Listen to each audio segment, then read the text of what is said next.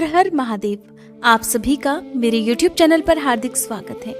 माघ मास के कृष्ण पक्ष की अमावस्या को माघी अमावस्या और मौनी अमावस्या के नाम से जाना जाता है। साल भर में सबसे बड़ी अमावस्या में से एक होती है मौनी अमावस्या। कहते हैं कि इस दिन भक्त जनों को पवित्र नदियों में या फिर संगम में स्नान करने के साथ ही अपने पितरों के निमित्त दान तर्पण आदि कार्य करने चाहिए। इस दिन किए गए स्नान, दान का और व्रत का कई गुना पुण्य हमारे शास्त्रों में बताया गया है। अमावस्या का दिन विशेष रूप से पितरों को समर्पित होता है। घर में यदि कलह क्लेश हो, परिवार के लोगों में आपस में ना बनती हो या मानसिक तनाव रहता हो, घर में आर्थिक समस्याएं बनी रहती हो, तो परिवार का कोई भी एक सदस्य चाहे तो अमावस्या की पूजा कर सकता है, व्रत रख सकता है। और इस दिन यदि आप व्रत ना भी रख पाए तो आपको विधि विधान से पूजा करके व्रत की कथा अवश्य सुननी चाहिए या पढ़नी चाहिए। माघ मास की अमावस्या को मौनी अमावस्या इसलिए भी कहा जाता है क्योंकि इसी दिन मनु ऋषि का जन्म हुआ था। कहते हैं कि इस दिन जो भी भक्त मौन रहकर उपवास करता है या मौन रहकर स्नान करके दान देता है, उसके जन्म जन्मांतर के पापों का नाश हो जाता है। उनके पितर प्रसन्न होकर उन्हें बहुत सारा आशीर्वाद देकर इस धरती से विदा होते हैं। क्योंकि अमावस्या के दिन ऐसा माना जाता है कि पितर धरती पर आते हैं, इसलिए संभव हो तो इस दिन पितरों के नाम से श्राद्ध तर्पण आदि कार्य कराने चाहिए। अमावस्या के दिन सुबह हाथ में जल या पुष्प लेकर व्रत का या फिर पूजा का संकल्प लेने के साथ ही भगवान शिव और पूरे शिव परिवार अपने सभी आराध्य देवी देवताओं, अपने सभी कुल देवी देवताओं की पूजा करके अपनी अपनी सामर्थ्य के अनुसार कुछ न कुछ दान अवश्य करना चाहिए। क्योंकि साल 2022 में अमावस्या की तिथि 2 दिन तक पड़ने वाली है। ऐसे में हो सकता है कि बहुत से भक्तजन ये सोचकर परेशान हो कि हम व्रत किस दिन रखें, स्नान दान आदि किस दिन करें, पितरों के निमित्त तर्पण आदि कार्य किस दिन करें। तो देखिए, जब भी अमावस्या की तिथि 2 दिन तक पड़ती है और वो भी तब जब सूर्यास्त से पहले पहले यदि सोमवार के दिन अमावस्या की तिथि प्रारंभ हो चुकी होती है, तब ऐसे में उसे सोमवती अमावस्या कहा जाता है। लेकिन इस बार माघ मास की अमावस्या के साथ अद्भुत संयोग भी जुड़ने वाला है, जो कि सोमवार और मंगलवार का दिन है। सोमवार के दिन अमावस्या की तिथि प्रारंभ होने के कारण ये सोमवती अमावस्या भी होगी। और क्योंकि मंगलवार के दिन उदया तिथि की अमावस्या है, जो कि दोपहर में समाप्त हो रही है, इसलिए यह भौमवती अमावस्या भी होगी। भौमवती अमावस्या के दिन भी विधि विधान से पूजा करके आप भगवान शिव और साथ ही बजरंगबली की पूजा भी अवश्य करिएगा। कहते हैं बजरंगबली परिवार जनों पर आने वाले जो भी कष्ट हैं, जो भी संकट हैं, उन्हें हर लेते हैं। आइए आज सुनते हैं मौनी अमावस्या के दिन सुनी जाने वाली व्रत कथा। यदि आप व्रत ना रख पाएं और मौन ना रह पाएं, तो आज के दिन पूरी तरह से मौन रहकर इस व्रत कथा को पढ़ने या सुनने से भी व्रत जितना ही पुण्य प्राप्त होता है। आइए रसपान करते हैं मौनी अमावस्या की व्रत कथा का।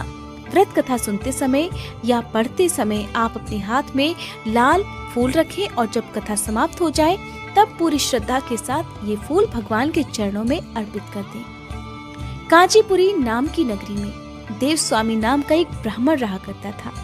उसकी पत्नी का नाम धनवती और पुत्री का नाम गुणवती था। उसके 7 पुत्र थे। देव स्वामी ने अपने 7 पुत्रों का विवाह कर दिया।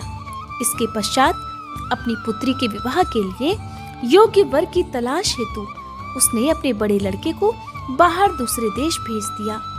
इधर देव स्वामी ने भी अपनी पुत्री गुणवती की कुंडली एक ज्योतिषी को दिखाई। ज्योतिषी ने गुणवती की कुंडली देखकर कहा, हे ब्राह्मण देवता, आपकी पुत्री की कुंडली में तो दुर्भाग्य लिखा है। आपकी पुत्री की कुंडली में विवाह का योग ही नहीं है।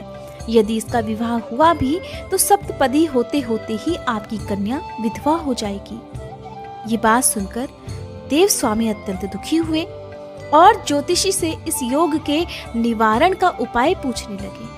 ज्योतिषी ने ब्राह्मण देवता को उपाय बताकर कहा कि इस योग का निवारण सिंघल द्वीप निवासिनी सोमा नाम की धोबिन को घर बुलाकर उसकी पूजा करने से ही संभव हो पाएगा। ज्योतिषी के मुंह से ऐसी बात सुनकर देव स्वामी ने अपने सबसे छोटे बेटे के साथ अपनी पुत्री को सोमा धोबिन के घर लाने के उद्देश्य से सिंघल द्वीप जाने के लिए तैयार किया। अब वे दोनों भाई बहन समुद्र के तट पर पहुंचकर समुद्र पार करने का उपाय सोचने लगे, लेकिन समुद्र बहुत विशाल था, उन्हें कोई उपाय नहीं सूझ रहा था। थक हार कर दोनों भाई बहन भूखे प्यासे ही एक वट वृक्ष की छाया में उदास होकर बैठ गए। जिस वृक्ष के नीचे दोनों भाई बहन बैठे हुए थे, उस वृक्ष के तने की एक खोह में गिद्ध के बच्चे रहते थे। वे दिन भर इन दोनों को परेशान होते हुए देख रहे थे। शाम होने पर मादा गिद्ध जब अपने बच्चों के लिए भोजन लेकर आई और उन्हें खिलाने लगी, लेकिन गिद्ध के बच्चों ने कुछ नहीं खाया और अपनी माँ से कहने लगे, माँ, आज इस वृक्ष के नीचे सुबह से ही तो भूखे प्यासे प्राणी बैठे हुए हैं। जब तक वे कुछ नहीं खा लेते, हम लोग भी नहीं खाएंगे। बच्चों की बात सुनकर मादा गिद्ध को उन पर दया आ गई। तब उसने नीचे बैठे दोनों भूखे प्यासे भाई बहन को देखा और उनके पास जाकर कहने लगी, आपकी इच्छा मैंने जान ली है, अब आप लोग भोजन कर लीजिए। कल सुबह होते ही मैं आप लोगों को समुद्र पार सोमा धोबन के घर पहुंचा दूंगी। मादा गिद्ध की बात सुनकर दोनों भाई बहन की चिंता कुछ कम हुई। दोनों को बहुत खुशी हुई। उन्होंने मादा गिद्ध को प्रणाम करने के बाद भोजन ग्रहण किया। प्रातः होते ही मादा गिद्ध ने उन्हें आखिरकार सोमा धोबन के घर पहुंचा दिया। अब वे दोनों भाई बहन पास के ही जंगल में झोपड़ी बनाकर रहने लगे। उन्होंने अपनी सेवा से सोमा धोबन को प्रसन्न करने का निश्चय कर लिया। अब दोनों भाई बहन सुबह के अंधेरे अंधेरे ही सोमा धोबन के घर पहुंच जाते और उसके घर को झाड़ पोंछ कर साफ कर देते। सोमा को हर रोज उठने के साथ ही अपना घर इतना सुंदर साफ सुथरा दिखाई देता तो उसे बड़ा आश्चर्य होता।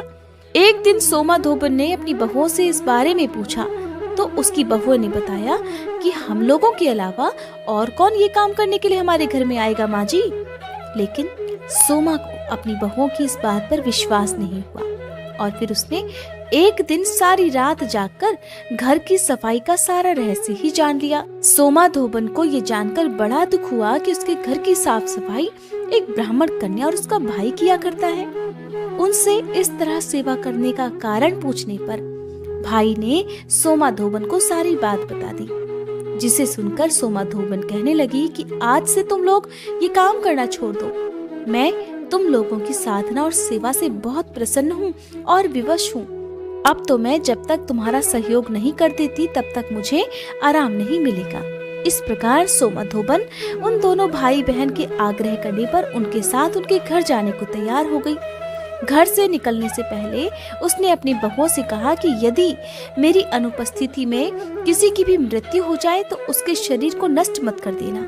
क्षण भर बाद ही दोनों अतिथियों के साथ सोमा धोबन कांचीपुरी पहुंच गई। दूसरे दिन गुणवती का विवाह संपन्न हुआ और सप्तपदी होते होते उसके पति की मृत्यु हो गई, जैसा कि गुणवती के भाग्य में लिखा था। तब सोमा धोबन ने अपने संचित पुण्य का फल गुणवती को दान देकर उसके पति को जीवित कर दिया और उन्हें आशीर्वाद देकर वो सिंघल द्वीप के लिए रवाना हो गई।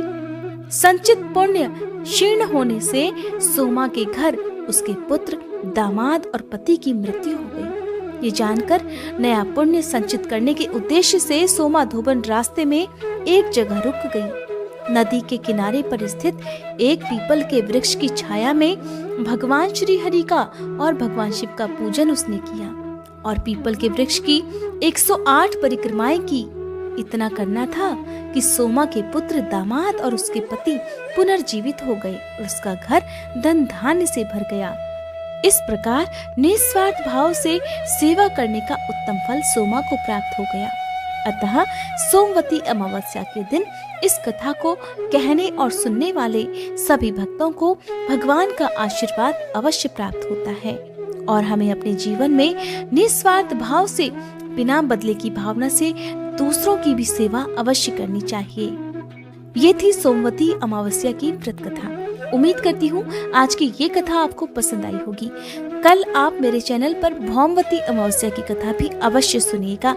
अगर आपने अभी तक मेरा चैनल सब्सक्राइब नहीं किया है तो आगे आने वाली वीडियोस के बारे में जानने के लिए आप मेरे चैनल को सब्सक्राइब करके बेल आइकन भी प्रेस कर सकते हैं।